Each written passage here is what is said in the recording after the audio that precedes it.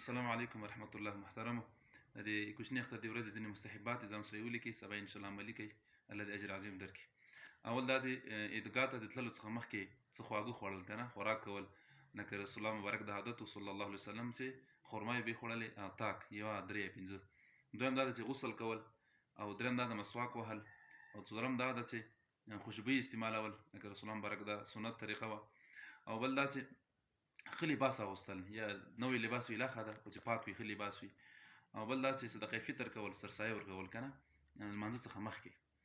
او بل دا چې د اختر د ورځې شکر ادا کول الله جل څخه. او بل هم داسې ګوتمې په ګوته کول، ګوته. او بل مستحب دا ده چې مبارکي ورکول یو بل ته، مسلمان په خپل منځ کې که نه، لکه موږ وایو اختر مبارک سه. او بل دا چې عیدګاه ته تلل پیاده تګ په پښو باندې که نه، او په ډېر عاجزي سره، او د الله نه بخښنه غوښتل د خپلو ګناهونو په عیدګاه کې. او بل دا چې چا وس وي، که مسلمان وس وي، عیدګاه ته چې په لاره کې ځي صدقه کول، غریبانو سره مرسته کول. او بل تکبیر ویل، تکبیر اشراق تکبیر ویل، په کراره کراره ویل، چې کله لمونځ شروع شي بیا وبندی، لکه په لوی اختر کې بیا په جهره ویل کېږي.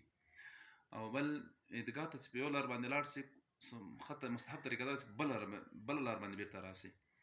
او که چېرته بیا په ځینو جماعتو کې نه و، بله لار نه وه، بیا مشکل نه لري.